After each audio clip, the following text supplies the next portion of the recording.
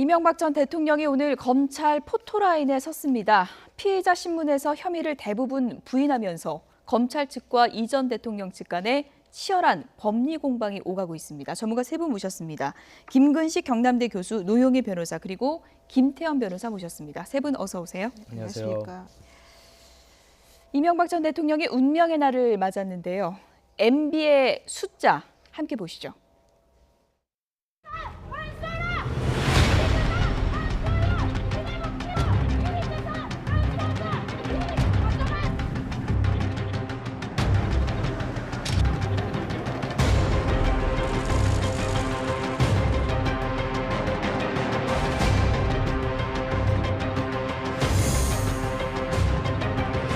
여러분들 가슴에 안고 있는 불신 그리고 갈등 이 모두 내가 안고 가겠습니다. 전두환 전 대통령은 소환 통보에 불응하다 안양 교도소에 수감됐습니다. 다음에 하죠. 송구스럽게 생각합니다. 성실하게 조사에 임하겠습니다. 국민 여러분께 심려를 끼쳐드려서 대단히 죄송합니다.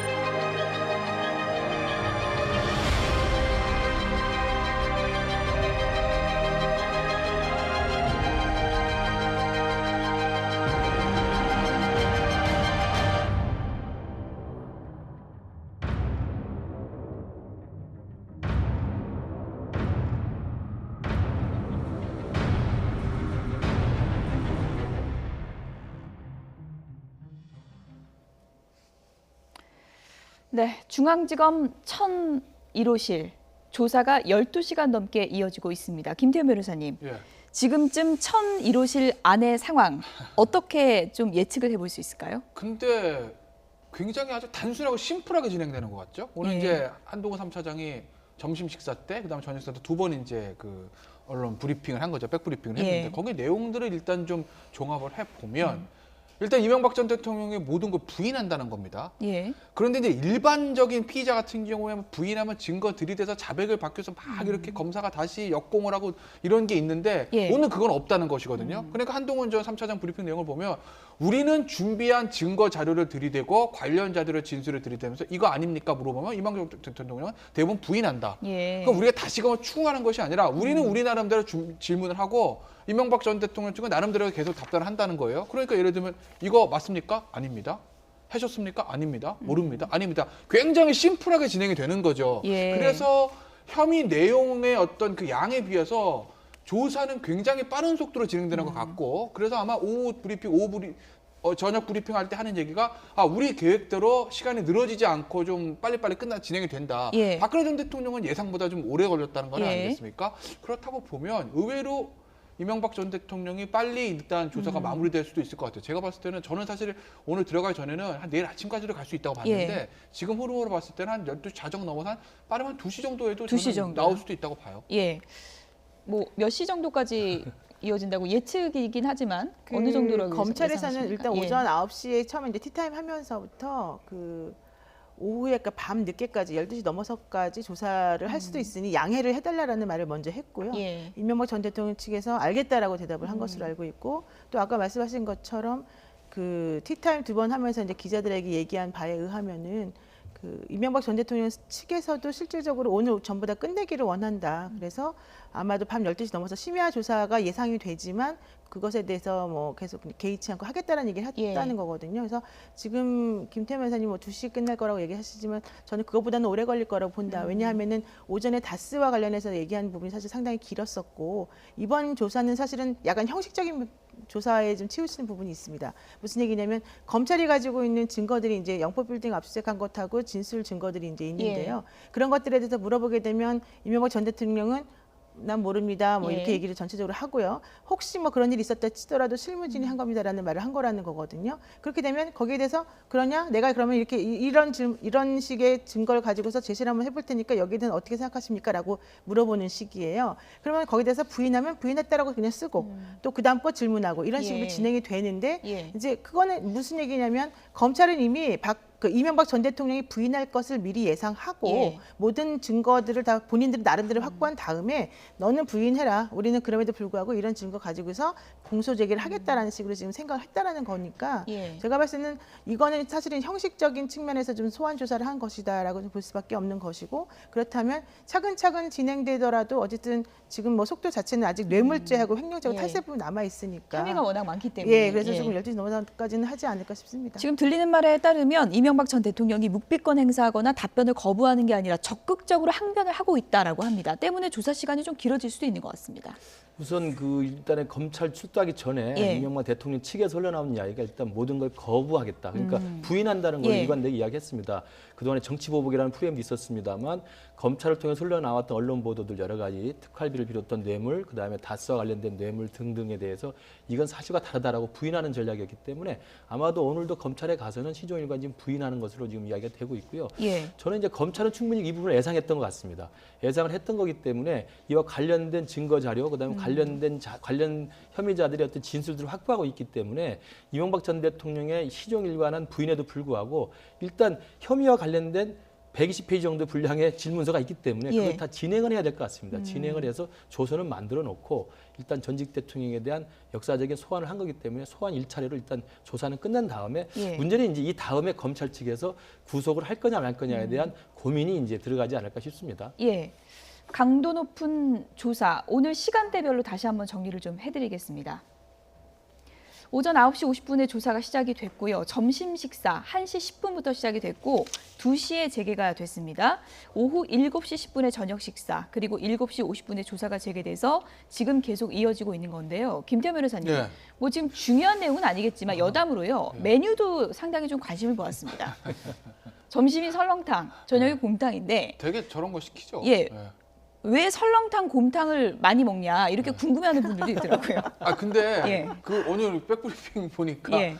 이제 기자분들이 그런 것도 물으셨더라고요. 예. 돈은 누가 냅니까? 예.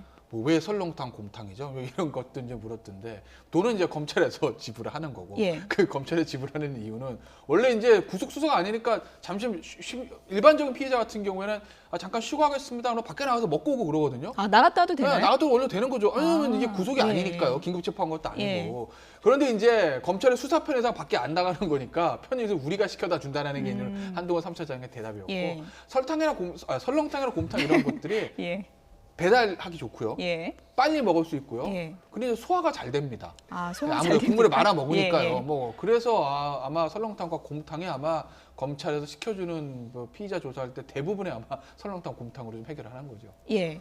또 설렁탕, 곰탕이 또 소화가 잘 되는 측면 때문에 또 많이 먹는다. 이것도 또 새로운 시각이네요. 소화도 오늘 잘 그렇게 되고 오늘 대답을 했더라고요. 아니 소화도 잘 될 뿐더러 예. 몸을 약간 보호해주는 듯한 느낌이 드는 거예요. 예. 보양식처럼 느낌이 들어서 내가 여기서 지금 힘들게 조사를 받고 있지만 이 따뜻한 국물을 먹으면서 좀 기운을 좀 차리자 이런 의미도 예. 할 수 있는 거죠. 또 한 가지 이제 궁금한 게요. 창과 방패의 대결 아니겠습니까? 네. 이명박 전 대통령 측에서는 이제 변호인들이 이제 방패 역할을 하게 되고 창 역할은 어떻게 됩니까? 윤석열 지검장이 이거를 실시간으로 보고 있는 건가요? 그러니까 원칙적으로는 지금 볼 수 있는 집무실이 따로 있고 예. 그 지금 조사받고 있는 1001호실에는 CCTV가 여러 대가 있습니다. 그래서 뭐 카메라 어디냐 물어봤더니 하늘에도 몇 개 있다 얘기하는 거니까 천장에도 몇 개 박아놨다는 얘기인데 그 바깥에 세워놓은 카메라가 한 대가 큰 게 있고요. 예. 그리고 이제 CCTV 여기저기 이제 숨겨놓은 그런 CCTV들이 있어서 그것을 통해서 지금 전체적으로 어떤 식으로 진행되는지에 대해서 다 바깥에서 보고 있다는 얘기고 예. 또한 질문을 하고 대답하는 음성도 제대로 다 듣고 있다고 합니다. 다만 그런 식으로 조사하는 것에 대해서 이 바깥에서 모니터링 하시는 그런 그 고위 관계자 분들이 뭐 어떤 식으로 해라라는 식으로 지시하지 않는다는 거죠. 예전에 노무현 전 대통령 조사 받을 때에 뭐 이렇게 실시간으로 뭐 얘기하면서 예. 어떤 식으로 물어봐라 뭐 이렇게 코치했다는 얘기가 있지 않습니까? 근데 이게 상당히 그 전 대통령에 대한 모욕이었는데 이번에 그런 건 하지 않는다는 얘기고 메신저 같은 것들도 사실 서로 간에 주고받을 수 있다고 해요. 예. 그 안에서 조사하는 검사와 바깥에서 얘기하는 검사가 그렇지만 그런 것도 지금 일치하지 않고 있고 전체적으로는 지금 조사하고 있는 그 분에게 다 맡겨놓는 그런 형태로 하고 있다고 합니다. 예, 이명박 전 대통령이 포토라인 딱 서면 어떤 얘기를 할지 상당히 네. 관심이 쏠렸는데 정치보복 이런 단어는 빠졌고 죄송합니다, 사과드립니다 이런 단어로 채워졌죠. 그렇죠. 그러니까 예. 처음 검찰에 소환됐을 때 포토라인 앞에서 무슨 말을 할 것이냐가 이제 초미의 관심사였는데 그동안 이명박 전 대통령이 기자회견들을 통해서 밝힌 입장은 굉장히 강한 입장이었지 않습니까? 정치보복 프레임, 노무현 대통령 서거에 대한 이건 보복이다 이런 예. 이야기를 했었는데 오늘 서서 나온 이야기는 전혀 그 부분이 하지 않았습니다. 그러니까 정치보복이나 노무현 대통령 서거에 대한 이야기를 하지 않았고 단지 참담하다, 심려끼쳐 죄송하다, 예. 송구하다 이런 걸로 주로 톤을 이루고 있어서 많은 사람들이 생각할 때 예상했던 것보다는 훨씬 더 좀 톤 다운된 음악 내용으로 나왔다는 게 이제 대부분의 평가이고요. 저도 예. 그걸 지켜다 보면서 아 이명박 전 대통령이 초기에 이명박 전 대통령의 다스 실소유주 논란이라든지 여러 가지 특활비 논란에 대한 수사를 들어갔을 때 굉장히 강한 어조로 저항을 했지만 수사 진행 상황을 다 보고받지 않았겠습니까? 그다음에 그렇죠. 언론에 나온 것들 다 봤을 때 그다음에 예. 가장 중요한 건 자기가 가장 믿었던 측근들의 진술이 계속 나오고 있고 예. 그다음에 다스와 관련해서 측근들의 진술이 계속 번복되고 있는 상황이어서 아마 이명박 대통령 스스로도 끝까지 자기 스스로를 지켜내기가 쉽지 않았다는 생각이 좀 듭니다. 그래서 정치보복 프레임으로 무죄라고 좀 굉장히 자기는 억울하다는 이야기 하기보다는 오히려 어찌됐든 간에 전직 대통령으로 검찰 소환에 포토라인에 섰다는 것 사실만으로도 송구하다, 심려끼쳐 죄송하다, 참담하는 정도로 아마 예. 톤을 좀 낮춰서 갔던 것이 검찰 수사에도 아마 유리하다고 생각을 했던 것 같습니다. 예, 1분 남짓했던 포토라인 메시지 안에서 이명박 전 대통령이 강조하고 싶었던 부분이 있다고 합니다. 그 부분을 좀 유념해서 함께 들어보시죠. 저는 오늘 참담한 심정으로 이 자리에 섰습니다. 무엇보다도 민생 경제가 어렵고 한반도를 둘러싼 안보 환경이 매우 엄중할 때 저와 관련된 일로 국민 여러분께 심려를 끼쳐드려서 대단히 죄송합니다.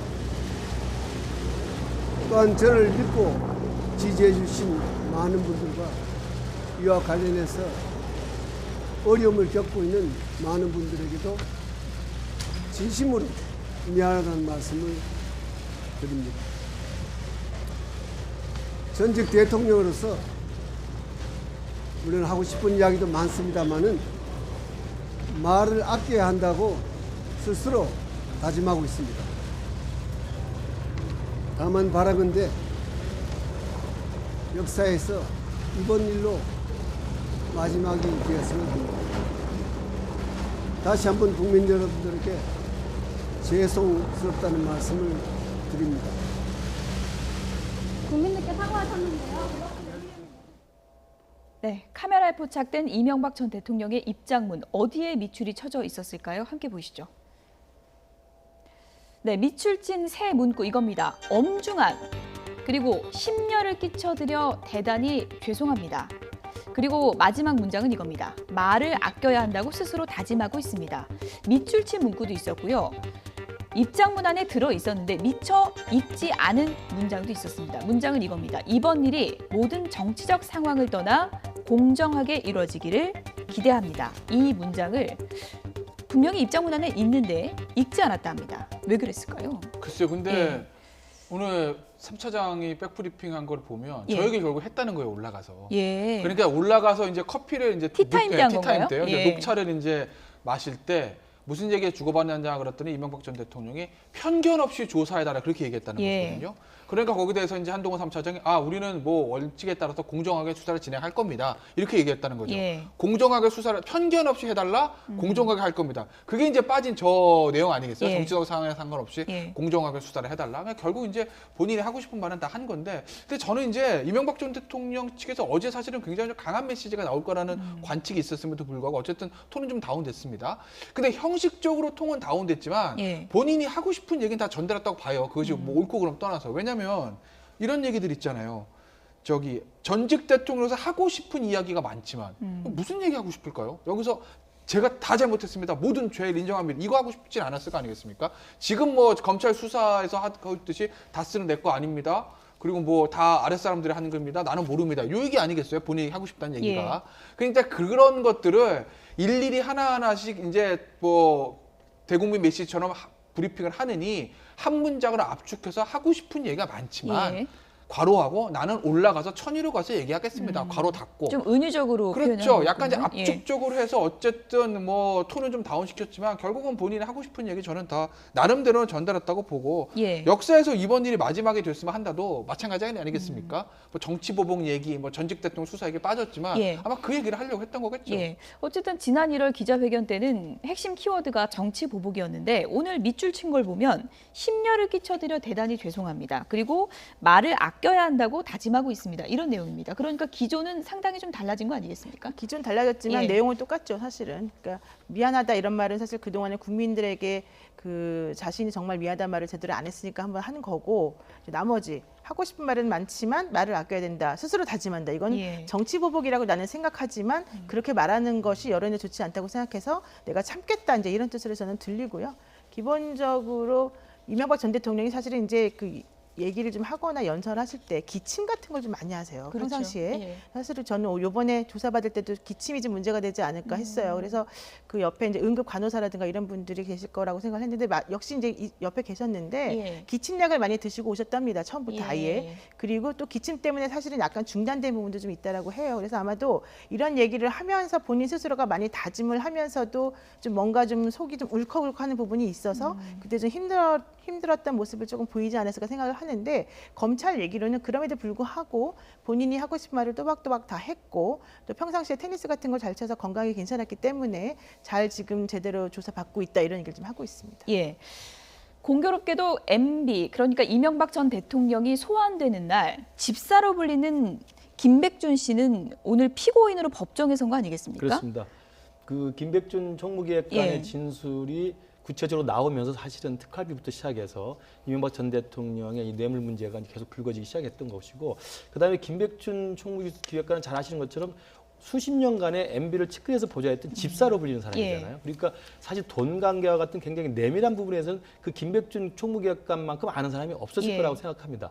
그런 사람이 실제로 검찰 조사에서 입장을 바꿔서 술술 진술이 시작됐기 때문에 예. 그다음에 오늘 아마 재판에 첫 나타나서 예. 자기 스스로 굉장히 역사 앞에 잘못했다는 이야기로 굉장히 반성의 진술을 예. 하고 있는 것을 모든 알려진 사실이 밝혀져야 된다. 또 이렇게 그렇기 얘기를 때문에 했죠. 예. 아마도 이명박 전 대통령으로서는 김희중 부속실장부터 시작해서 이 김백준 총무기획관이라든지 그다음에 김성호 다스 사장 같은 경우 자기들이 그동안 2008년 특검 당시에는 아무 관련이 없는 것으로 판단이 나지 않았습니까? 그때는 당선자 신분이라는 살아있는 권력이었던 거고 지금 2018년에 지금 또다시 수사를 받을 때는 모든 게 바뀌어진 진술이 나와 있기 때문에 저는 그 부분에 대해서 이명박 전 대통령이 개인적으로 씁쓸하거나 안타깝거나 아니면 많은 생각을 했을 거라고 생각합니다만 지금에 와서는 이 두 양쪽의 진술이 엇갈릴 때는 예. 우리가 흔히 말하는 그 죄수의 딜레마라고 있지 않습니까? 그렇죠. 공범 관계에 있는 두 범죄인들이 똑같은 혐의를 놓고 진술을 달리할 때 결국 개인에게 유리한 걸 따지게 돼 있단 말이죠. 예. 그러면 김백준 기획관이나 김희중 부속실장이 특활비 받은 걸 진술 다 했는데 예. 만약에 MB 전 대통령이 나는 그건 알지 못한다. 그들이 알아서 한 거라고 하면 예. 모든 죄를 원팡 뒤집어 쓰게 돼 있는 거예요. 그러니까 이 부분에 대해서는 진실 게임을 하면 죄수의 딜레마 예. 게임의 양상대로 아마 이명박 전 대통령이 이 부분을 피해가기는 쉽지 않을 예. 것으로 보입니다. 뭐 일각에선 이런 분석 기사도 나오더라고요. 김백준 총무기획관이 예전에 뭐 특검의 복덩이는 장시호 씨라 그랬는데 장시호 역할 하는 게 아니냐 이런 또 전망도 나오고 있습니다. 뭐 검찰의 수사에 지금 많이 협조하는 것은 예. 맞는 것으로 알고 있고, 근데 뭐 일각에서 뭐 언론 보도 일부 언론 보도에 있는 것처럼 뭐 김백준 기획관 처음부터 막 이렇게 뭐 다 예를 들면 뭐 영포 빌딩에 있는 문건들 예. 또 뭐 일부 언론에서는 김백준 기획관이 그 영포 가면 뭐가 있습니다 이렇게 얘기했다고 보도가 되는 예. 것도 있는데 그건 아니고 제가 예. 알기로는 그건 아니고 일단 김백준 기획관도 처음에 아무래도 이명박 전 대통령과의 40년 지기 아니겠습니까? 그러니까 우리나라 한국 사회에서 그 인간적인 그 40년의 그 관계가 있는데 모든 걸 처음부터 털어놓기 쉽진 예. 않아요. 근데 검찰에서 이제 영포 빌딩을 압수수색을 하고 거기서 이제 문건들이 나오면서 그걸 이제 김백준에다 들이대기 시작한 예. 거죠. 그러니까 예를 들어서 삼성 소송 그 특활비 같은 경우에도 처음부터 김백준계가 뭐 특활비 뭐 이거 우리가 다 했고 이렇게 얘기한 건 아니고 처음에 검찰이 물었을 때는 김백준계가 부인했어요. 나 기억이 안 난다, 모른다. 근데 이제 삼성의 검찰에서 딱 총무기획관실 명의로 작성된 문건을 들이댄 거죠. 이거 뭐냐? 예. 그러면 맞다라고 그때부터 이제 인정을 하기 시작한 거예요. 그러니까 검찰도 워낙 수사를 잘 물증들을 좀 확보해 놓은 것이 있기 때문에 그걸 바탕으로 김백준 기획관한테 물어봤어요. 김백준 기획관 다 진술을 확인해 준 거죠. 예. 그러니까 검찰은 물증 그리고 그 물증을 확인해 주는 문서 그리고 문서를 확인해 주는 김백준 기획관의 진술이 있으니까 예. 이 두 가지를 들고 있으니까 이명박 전 대통령이 아무리 부인한다 하더라도 예. 혐의 입증에는 무리가 없다라고 지금 검찰은 보고 있는 겁니다. 어쨌든 뭐 40년 지기의 우정도 지금 무너질 수 있는 그런 상황인데 애초에 대질 조사 같은 거 할 수 있지 않냐 이런 얘기도 있었는데 이거는 물 건너간 건가요? 어떻게 봐야 되나요? 지금 검찰에서 나온 얘기는 참고인 조사나 대질 조사는 하지 않겠다라는 얘기를 하고 있고요. 어차피 부인할 것이 예상되었었기 때문에 객관적인 증거를 그냥 제시하고 부인하는 형식으로 남겨놓는 게 최선이라고 생각한다는 것입니다. 왜냐하면 나머지 참고인이나 뭐 다른 사람을 대질한다고 하면 시간이 많이 걸리기 때문에 하기 어렵고 어차피 그 둘 간의 얘기는 결국 서로 다른 얘기를 하는 것에 불과하기 때문에 안 될 거다라는 얘기를 하고 있습니다. 그리고 또 하나 이제 약간 좀 특이했던 것은 이명박 전 대통령이 대체로 모든 걸 부인하고 있고 또 객관적인 증거를 제시해도 특별히 거기에 대해서는 막 놀라거나 이러진 않았는데 사실 몇 가지 점들에 대해서는 이렇게까지 검찰이 확실한 증거를 가지고 있구나 라는 식으로 놀라는 마음을 많이 표시한 적이 몇 개가 있었다라고 해요. 근데 그 부분이 무엇인지에 대해서는 검찰이 정확하게 얘기는 하고 있지 않지만 그것을 보면은 검찰이 생각했던 것보다 많이 준비를 한 것으로 보이고 이명박 전 대통령 측에서도 아 검찰이 정말 많이 준비하셨군요 이런 식의 반응을 보였다고 해서 아마도 지금 조사는 받고 있고 본인이 할 말은 다 하고 있지만 그럼에도 불구하고 뭐 구속이라던가 나중에 추후에 벌어질 일에 대해서 조금 대비를 해야 된다라는 생각을 지금 하고 있는 것 같습니다. 이명박 전 대통령 소환에 정치권도 들썩이고 있습니다. 여야 반응 상당히 엇갈리는데요. 들어보시죠. 이명박 전 대통령이 오늘 검찰에 소환됩니다. 20개에 달하는 권력형 비리와 범죄 혐의는 범죄 기네스북에 오를 정도입니다. 전 재산을 사회에 환원해서 변호인단 구성에 재정적인 어려움이 있다라는 웃지 못할 항변을 듣자 하니 기시감이 드네요. 전두환 씨가 매수 중에 돈 29만 원뿐이다 했던 말이 연상이 되는 것입니다. 검찰은 이 전 대통령의 불법과 잘못을 명명백백히 밝혀야 할 것이고 법과 원칙에 따라 한 점 의혹이 남지 않는 철저한 수사를 해주시기 바랍니다. 박근혜 전 대통령에 이어 불과 1년 새 두 전직 대통령이 나란히 서초동 포토라인에서는 모양새가 됐지만 1년 전 박근혜보다는 9년 전 서초동 포토라인 앞에 섰던 노무현 전 대통령이 오버랩됩니다. 정치 보복이라 말하진 않겠지만 2009년 노무현의 비극으로부터 잉태된 측면도 완전히 부정할 수는 없다고 생각합니다. 이것이 모두 다시는 되풀이되지 말아야 할 역사의 불행임에 틀림없지만 한풀이 정치, 회원의 정치, 또다시 반복되는 일은 없기를 바랍니다. 네. 아무래도 한국당의 속내가 복잡할 수밖에 없는데요. 홍준표 대표는 SNS에 이런 글을 올렸습니다. 내용 보시죠. 이명박 전 대통령은 굳이 말하자면 노무현 전 대통령처럼 개인 비리 혐의로 포토라인에 서게 됐다라고 하면서요. 복수의 일념으로 전 대통령의 오래된 개인 비리 혐의를 집요하게 들춰내서 꼭 이렇게 포토라인에 세워야만 했을까라고 질문을 했습니다. 그리고 MB처럼 문재인 대통령도 이것이 언젠가는 부메랑이 될 것이다. 이렇게 경고하는 듯한 글을 올렸습니다. 김근식 교수님. 개인 비리. 어떻게 보면 좀 선긋기다 이렇게도 해석해 볼 수 있을까요? 이미 홍준표 대표는 이명박 전 대통령이 이미 한국당을 탈당한 상황이기 때문에 우리 당과는 상관이 없다고 선긋기를 했고 물론 이제 과거에 이명박 전 대통령 당선 당시 홍준표 대표가 기여했던 것을 자랑한 적도 있습니다만 지금은 그렇게 선을 긋고 있고요. 그다음에 이제 홍준표 대표가 SNS에 올린 저 내용들은 이명박 전 대통령이 다양한 뇌물죄 플러스 특활비 당당한 뭐 이러저러한 또 매관매직과 관련된 뇌물도 있기 때문에 조금은 개인 비리의 성격이 강하지 않습니까? 근데 그것을 올리면서 김성태 원내대표도 마찬가지입니다만 노무현 전 대통령의 개인 비리를 지금 연관을 시키고 있는 거죠. 그러니까 이명박 전 대통령의 이 혐의에 대해서 굉장히 할 말은 없지만 9년 전에 노무현 전 대통령도 마찬가지였다는 걸 지금 계속하면서 물타기를 하는 거예요. 그러니까 저는 뭐 야당으로서 그렇게 할 수 있다고 생각합니다만 정당한 방법이라고 생각하지 않습니다. 왜냐하면 이명박 전 대통령 스스로의 범죄 행위에 대한 수십 개의 내용에 대해서 그것에 대해 잘못이면 잘못이라고 이야기를 하는 게 오히려 우선적인 과제이지 이걸 굳이 뭐 9년 전과 사건 관련져가 이야기하는 것은 조금 온당치 못해 보이고요. 저는 당당하게 이명박 전 대통령도 그렇고요. 그다음에 자유한국당도 그렇고 과거의 잘못과 이제는 단절하겠다는 새로운 모습을 보여주는 것이 국민들 앞에 좀 떳떳하지 않을까 생각합니다. 지금 이제 관심은 이겁니다. 조사가 끝나고 나면 과연 검찰이 영장을 청구할 것인가 이 부분인데요. 과거 BBK 저격수였던 박영선 의원은 이렇게 바라보고 있습니다. 들어보시죠. 측근이었던 정두원 전 의원은 이런 해석을 내놓더라고요. 혐의가 20개라는 말은 그만큼 결정적인 한 방이 없다는 의미일 수도 있다. MB가 흔적을 남기지 않는다는 점에는 동의하지만 예. 혐의가 20개가 된다는 것이 결정적인 한 방이 아니다. 이거는 저는 논리가 성립하지 않는다고 보고 있습니다. 그 MB와 BBK와 다스의 그 과정을 알고 있기 때문에 예. 어디가 핵심 포인트고 어디가 아킬레스건이라는 거를 제가 대충 알고 있거든요. 아시죠? 근데 이번에는 검찰이 거기를 탁탁 찍어서 수사를 하더라고요. 결정적 한 방 그러니까 있다. 있습니다. 그게 영포 빌딩의 그 서류들이 압수수색에서 예. 나오지 않았으면 측근들이 아마 이렇게 무너지지 않았을 겁니다. 측근들이 다 무너졌잖아요. 구속 여부? 현실적으로 6대4 정도 됩니다. 6대4. 구속 네. 6, 불구속 4 정도로. 네. 구속 6, 불구속 4 이렇게 전망을 한다. 박영선 의원의 전망을 들어보셨습니다. 김태현 변호사는 몇 대 몇으로 전망하십니까?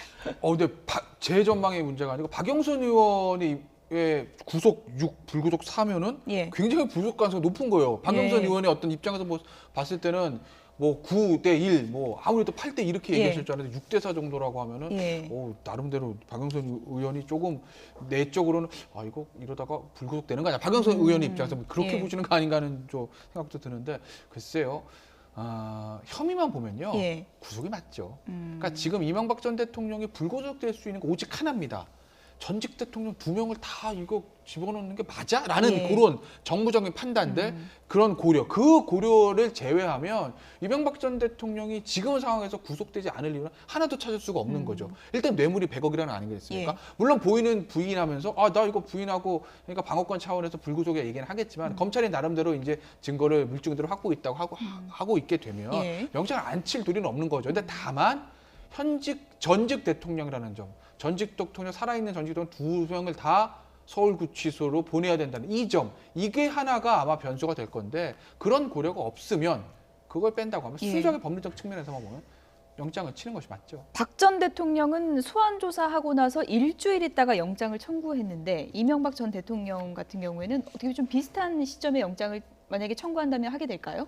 좀 빨리 청구하지 않을까 싶습니다. 예. 그래서 이명박 전 대통령에 대해서 뭐 이르면 이번 주 안으로 좀 뭐 금요일이나 토요일이나 그리고 뭐 늦어도 다음 주 초에는 될 것 같은데요. 지금 영장 청구와 관련해서는 이견들이 좀 있습니다. 처음에 검찰은 물론 이제 기본적으로는 영장을 청구한다라는 게 방침이긴 했습니다만 예. 일단 조사받는 태도나 이런 것들을 다 살펴보고 난 다음에 결정하겠다라는 입장이었었는데 예. 지금 이명박 전 대통령이 조사받으면서 물론 조사에 성실히 적극적으로 임하고 있지만 모든 것을 부인하는 취지로 가고 있기 때문에 이런 상황이라고 한다면은 검찰 입장에서는 영장을 청구하지 않을 수가 없는 거예요. 문제는 영장을 청구했을 때 받아들여지지 않는다면 검찰이 입을 수 있는 타격이 크기 때문에 예. 그게 어느 정도 고려를 할 수밖에 없는데 그렇다고 해서 안 할 수가 없는 구조거든요. 그러니까 일단은 영장을 청구하는 쪽으로 가닥을 잡은 것으로 지금 보이고 그렇다고 한다면 이제 공이 그다음에 법원으로 넘어가는 거 아니겠습니까? 지금 김태현 변호사님 말씀하신 것과 같은 변수가 사실 매우 중요한 변수인데 예. 그 변수를 결과적으로 검찰이 들고 앉아 있어서 영장까지 청구하지 않는다 그러면 모든 비난이 검찰에 쏟아질 수밖에 없어요. 너는 정치적으로 지금 이게 뭐하는 짓이냐 이런 얘기 나올 수밖에 없기 때문에 그렇다면 일단 영장을 청구하되 발부를 안 해주면 오히려 법원 쪽으로 화살을 좀 돌리는 방향으로 가는 게 검찰 입장에서 훨씬 더 낫죠. 예, 그러니까요. 근데 검찰은 이제 고민이 깊을 수밖에 없는 게 네. 이것이 기각됐을 때 후폭풍. 그러니까 지금 이명박 전 대통령도 정치 보복이란 키워드를 계속 얘기를 했는데 여론을 고려할 수밖에 또 없을 거고요. 고민이 깊을 수밖에 없을 것 같습니다. 이제 오늘 예. 수사가 일단 조사가 끝나면 이제 구속영장 여부가 가장 큰 검찰의 고민일 텐데 예. 저도 개인적으로는 이 범죄 사안이나 그다음에 이제 이명박 대통령의 조사에 응하는 태도를 볼 때는 예. 구속영장을 청구할 수밖에 없다고 생각합니다. 그러나 단 예. 구속영장 청구했을 때 지금 앵커께서 말씀하신 것처럼 법원에서 이 부분을 무슨 국민 여론이나 정치적인 고려를 해서 판단할 것 같지는 않고요. 예. 법원에서도 아마 구속영장 청구에 대한 그 사실관계만 가지고 판단을 할 텐데 문제는 아까 말씀드린 구속영장 청구에 대해서 기각이 되지 않고 인용이 돼가지고 구속이 돼서 수감이 됐을 때 예. 전직 대통령 2명이 나란히 구치소에 수감되는 상황에 대해서 6월 지방선거를 앞두고 이른바 보수층이 결집하거나 동정론이 일었을 때 정치적 파장, 이 부분에 대해서는 아마 검찰은 물론 이 부분을 고민해서는 안 되는 겁니다만 예. 사실상 고민하지 않을 수가 없을 거거든요. 그렇기 때문에 아마도 김태현 변호사 말한 대로 법리적 관점에서 본다면 구속영장 청구하는 게 맞는데, 그다음에 법원도 아마 그거에 관련해서만 법리적 판단을 하겠지만 정치권 전반에 대한 고려들을 하지 않을 수가 없을 것이다. 그래서 아마 며칠 사이로 검찰에서는 구속영장 청구에 대한 고민을 할 거고, 제가 볼 때는 지금 검찰에 임하는, 조사에 임하는 태도를 봤을 때는 저는 검찰로서는 청구할 수밖에 없지 않겠는가 생각을 합니다. 김태현 변호사님, 예. 간략하게요. 보통 이제 기각될 때 그 법원에서 이렇게 얘기를 할 때 뭐 다툼의 여지가 있다 이렇게 얘기를 하잖아요. 지금 이명박 전 대통령이 다 부인하고 있다고 하지 않습니까? 그럴 경우에 법원은 어떻게 판단을 하게 됩니까? 그러니까 이제 그렇게 되면 검찰이 제시한 증거들을 가지고 야, 이 정도면 이 혐의가 입증이 될 수가 있을까라는 그걸 보는 거죠. 그래서 결국 이번에 영장이 발부되고 발부되지 않고 만약에 청구한다고 가정해서 말씀드립니다. 그럼 증거인멸의 우려, 도주 이런 거 다 중요한 게 아니고 이 범죄 혐의가 소명의 가능성이 있냐 없냐 여기서 다 이제 판가름 나는 거죠. 그런데 검찰이 하나 고민의 지점은 있어요. 박근혜 전 대통령 때와 비교해서 뭐냐면 박 전 대통령 때는 검찰에 부담이 없었습니다. 왜? 이미 박 전 대통령의 대부분의 죄가 헌법재판소의 어떤 탄핵 결정과 거의 동일하기 때문에 이미 사실관계 한 번 정리가 된 것이거든요. 우리가 검찰의 수사 결과보다 법원 또는 헌법재판소의 어떤 심판 결과 또는 판결에 조금 더 그 진실에 가깝다고 보는 이유는 일방적인 수사가 아니라 변호인과의 쌍방의 대립의 과정에서 공정한 어떤 중립적인 재판부가 결론을 냈다 이 점이거든요. 그러니까 그 당시 검찰 입장에서는 자 헌법재판소 그 탄핵 심판에서 어느 정도 정리가 됐고 뇌물 같은 경우도 이재용 부회장 영장 나오면서 어느 정도 정리가 됐다. 그러니까 자신이 있었죠. 이거 입증을 하는데. 근데 이제 이명박 전 대통령은 이게 사실 처음이거든요.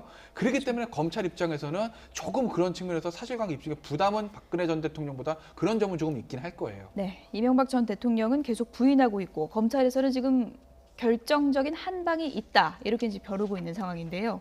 칼과 방패의 대결 어떻게 결론이 날지 좀 지켜보도록 하겠습니다. 다음 얘기로 넘어가 보도록 하겠습니다. 안희정의 친구 박수현 전 대변인이 결국 완주를 포기했습니다. 주제어 보시죠.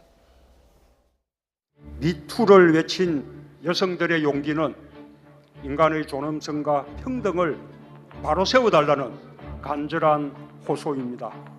그 호소를 가슴으로 들어주십시오. 수사 과정에서 발생할 수 있는 2차 피해 방지에도 최선을 다해줄 것을 당부합니다. 미투 운동을 함께 지원하면서 성범죄 문제만큼은 엄격한 잣대를 최강도의 수준의 잣대를 적용하겠습니다.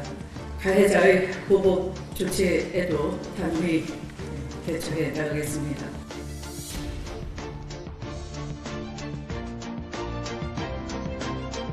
저로 인해 상처를 입으셨을 많은 국민 여러분들께 또 도민 여러분들께 죄송하다는 말씀 올립니다. 그리고 제 아내와 아이들 가족에게 너무 미안합니다. 안희정 도지사에 대해서는 출당 및 자명 조치를 밟기로 결정했습니다. 저 박수현은 더 강해지고 있습니다. 저 연애하는 도지사 멋지지 않습니까?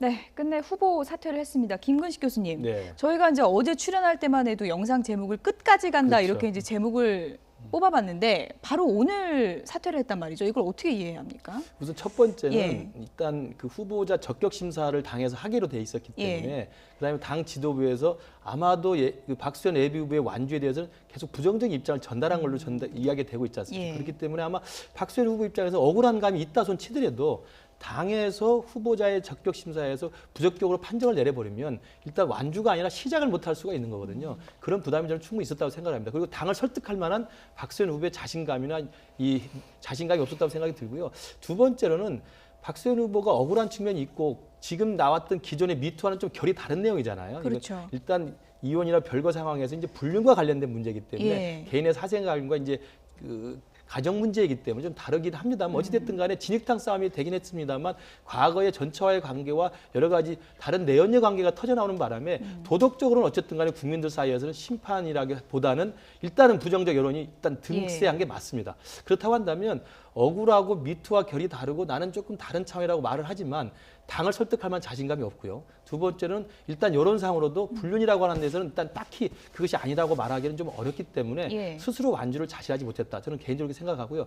그럴 바엔 저는 몇 번 뭐 말씀드릴 기회가 있으면 말씀드리고 싶었습니다만 애초에 처음부터 문제제기가 됐을 때부터 깔끔하게 사퇴하고 자숙의 시간을 가졌다고 한다면 여기까지 오면서 조금 상처가 더 나지는 않지 않았을까 저는 안타까움이 좀 있습니다. 네, 자진 사퇴하면서 밝힌 입장 어떤 내용인지 정리해 보도록 하겠습니다. 충남도지사 예비 후보직 내려놓겠다 하면서 원래는 내가 지난 6일 후보직 사퇴하려고 마음을 붙였는데 악의적 의혹이 갑자기 나오면서 상황 변화가 생겼다. 더러운 의혹을 덮어친 채로 사퇴하는 건 그대로 인정하는 게 되니까 싸울 시간이 필요했다라고 했고요. 당 최고위에 충분히 소명을 했고 최고위가 소명을 모두 수용했다. 법의 심판으로 명예를 찾고 준엄한 법의 심판을 받겠다라고 했습니다. 죽을 만큼 고통스러웠던 개인의 가정사도 정치로 포장해 악용하는 저질 정치, 이제 끝내야 한다. 이렇게 강한 입장을 밝혔습니다.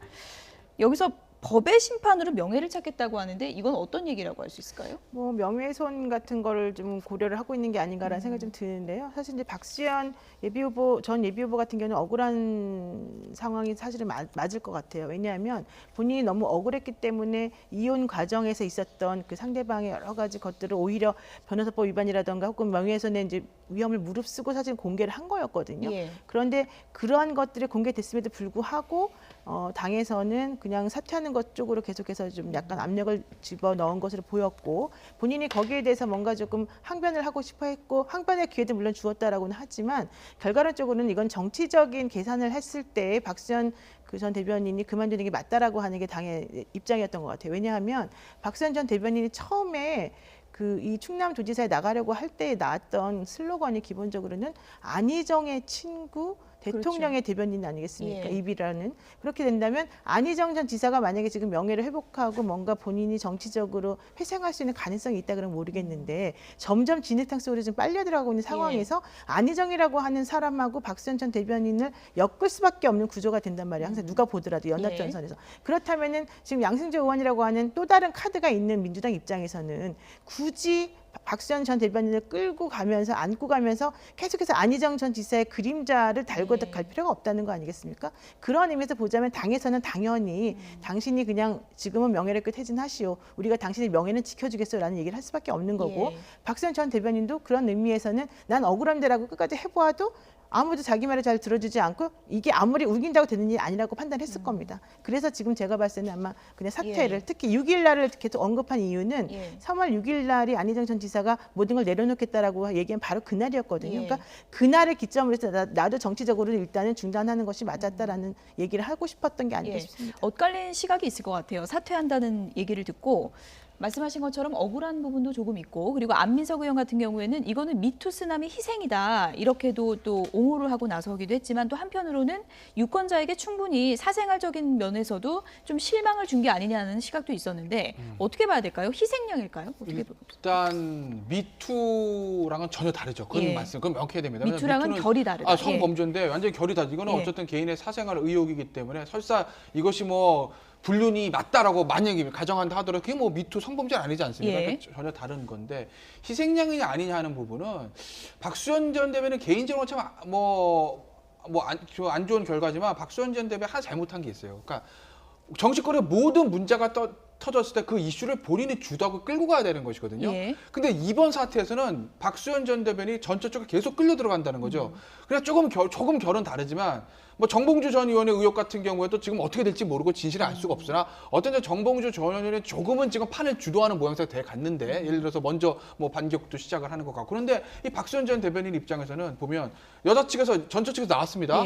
그러면 그 다음에 나 그거 아니야라고 지난 일요일 날 발표를 했어요. 일요일 날. 근데 또 월요일 날 뭐 다른 뭐 불륜녀가 있다라는 또 전처 얘기가 나오지 않습니까? 그럼 또 그걸 쫓아가서 사실 그것도 아닌데 이런 식의 대응들. 해명하기 급했다. 그렇죠. 그러니까 이슈를 내가 쥐고 이걸 끌고 가야 되는데 그 전 부인 쪽에 계속 끌려다닌다는 거예요. 그러니까 이슈가 주도가 안 되니까 대중이 봤을 때는 이 진실은 나중에 밝혀집니다. 선거 끝나고 밝혀질 거라고요. 이거 뭔가 있는 거 아니야? 왜 자꾸 뭐가 하나 해명하면 또 하나가 나오고 하나 해명하면 또 하나 하고 이렇게 된다는 거죠. 그래서 아마 그런 이슈를 주도한 데도 좀 실패를 한 것 같고, 당 입장에서는 앞서 이제 뭐 노영희 변호사가 잘 설명을 해주셨지만 굳이 이제 비유를 하자면 방화벽인 거죠. 우리 이제 건물에서 불 나면 방화벽 딱딱딱 치지 않습니까? 거기만 타라는 거예요. 그러니까 박수현 전 대변인은 안희정지에서 끝나겠다는 거다. 놔두면 충남도가 넘어가는 것뿐만 아니라 대전, 충청, 북도, 그래서 이것이 수도권까지 올라갔을 때 그 바람이 걷잡을 수 없으니까 잔불까지 이번에 완벽하게 정리를 하자. 이렇게 해서 저 박수현 전 대변인을 희생을 시키자는 건데, 뭐 박수현 전 대변인 개인적으로 굉장히 아쉽겠지만 뭐 이 공당에서 선거를 되게 큰 선거를 치르는데 이건 저는 어쩔 수 없는 측면이라고 봅니다. 뭐 방화벽에도 이제 비유를 해주셨는데 김 교수님.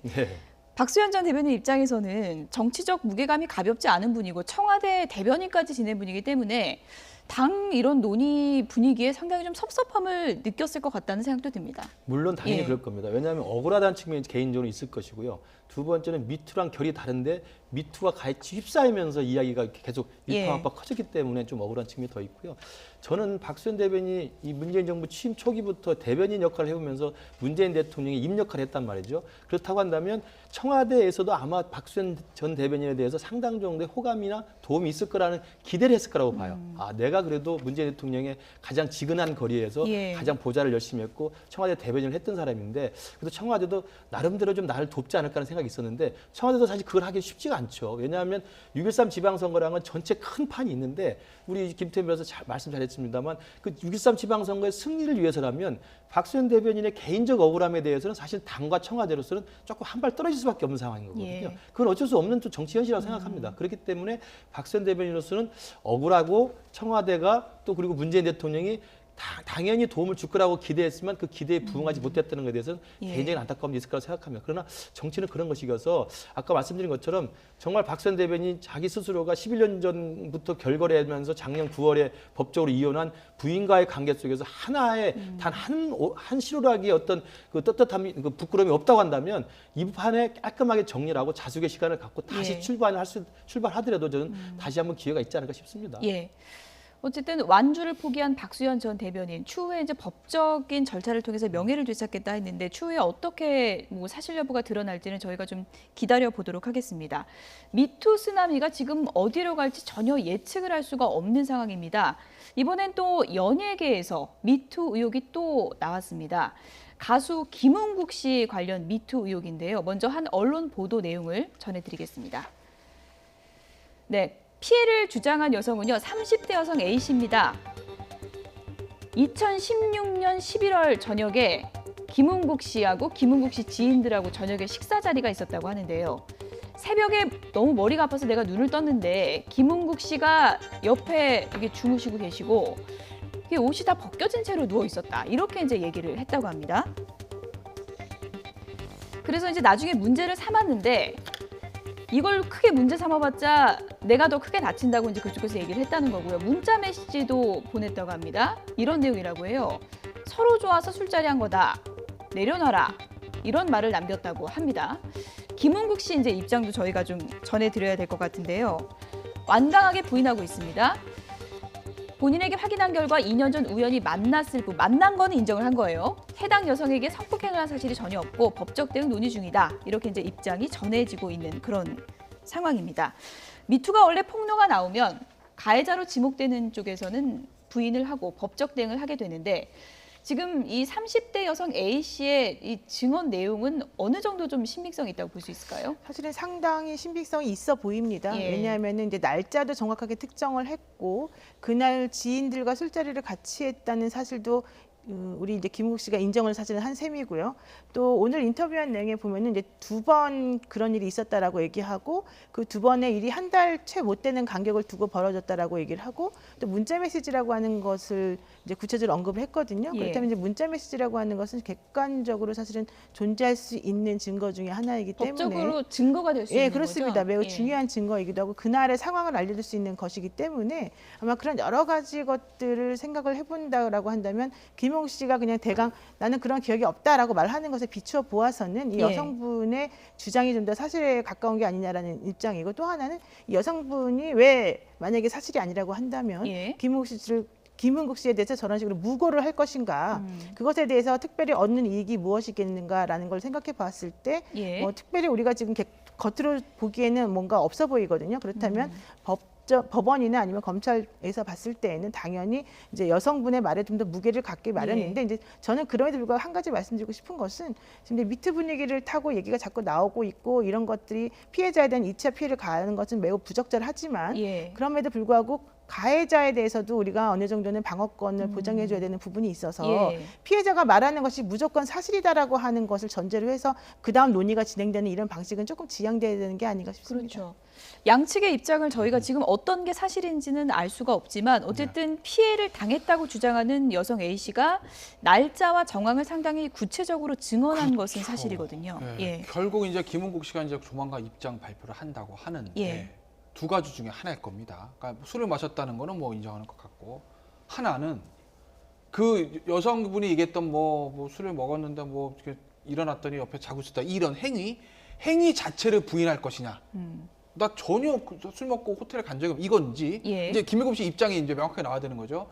또는 그게 아니면 그건 맞는데 일종의 동의를 해서 합의하에 그렇게 된 거고, 그 여자분이 술이 많이 취해서 기억을 못 하는 거지 분명히 합의하에 그렇게 가는 거야. 두 개 중에 하나거든요. 과연 이제 김은국 씨가 어느 형태로의 그 반응이 올 거냐는 건데, 지금 흐름으로 봤을 때는 아마 앞서 설명하실 때 그 여자분이 어떤 진술이 굉장히 구체적이라고 하게 되면 그러면 후자 쪽으로 될 가능성이 좀 높아 보여요. 합의하에. 아마 왜냐면 글쎄요, 뭐 호텔이나 그런 부분들 좀 어떻게 호텔 뭐 내가 얼굴 알려줬는데 갈 수 있어, 이런 반응 나오는 것 같긴 한데, 사실 호텔 갖고 안 갖고는 2016년 11월이면은 한 1, 2년 정도이기 때문에 아마 글쎄요, CCTV가 남아있을지 모르지만 주변 정황들이나 이런 것들 봐서 충분히 이제 상황, 사실관계 파악도 가능한 시점이거든요. 그렇다고 보면 아마 김은국 씨가 어떤 식으로 반응할지 확실히 알 수는 없으나 행위 자체는 맞으나 동의하에, 합의하에 아마 그렇게 했다라고 반응할 가능성이 저는 높아 보입니다. 지금 저게 그 김홍국 씨가 주장하는 내용이 바로 이제 준강간이라고 하는 그런 그 형법상의 범죄인데요. 준강간이라고 하는 것은 술이나 뭐 약물 등에 취해서 정신이 없는 한거불능의 상태를 이용해서 간음하는 것을 말하는 거거든요. 지금 여성분은 본인이 이제 같이 술을 먹고 자리를 여러분들과 같이 했다는 건 인정했는데 깨어보니 본인이 이제 그런 상태가 돼 있다는 거였거든요. 그러니까 본인이 그런 걸 행위를 했는지 안 했는지에 대한 기억이 없었다라고 하는 거예요. 그런데 알몸으로 있었다라고 하는 것은 이제 본인이 얘기를 했고, 그 부분과 관련해서 김은국 씨가 그런 사실이, 그러니까 실제 행위를 했든지 안 했든지 간에 그런 사실이 있었다라고 얘기를 하게 되면 그 순간 벌써 이미 중간간에 대해서 어느 정도 이제 인정이 되는 식으로 우리가 흘러가기 때문에 그 부분에 대해서 만약에 본인이 억울하다고 생각하면은 적극적으로 좀 다퉈야 될 부분이 필요합니다. 김은국 씨는 계속 억울함을 표출하고 있는 것 같습니다. 내가 이제 사람들이 다 알아보는 사람이 어떻게 그럴 수 있겠나, 이런 억울함을 호소하고 있는 상황이고, 이것은 분명히 말씀드리지만 추후에 사실 여부를 따져봐야 되는 그런 부분이라고 할 수 있는데, 미투 운동이 아무래도 초반이다 보니까 미투의 성격에 대해서도 논란이 좀 될 수 있는 것 같습니다. 이런 경우는 뭐 권력에 의한 건 아니지 않느냐, 또 이렇게 보는 시각도 있더라고요. 그러니까 우리가 미투가 전 세계적으로 확산되고 지금 우리나라도 계속 들끓고 있는 것은 권력관계, 상하관계, 그리고 조직 내에서 무시할 수 없는 보이지 않는 권력에 의해서 강제로 성추행, 성폭행을 당한 걸 말하지 않습니까?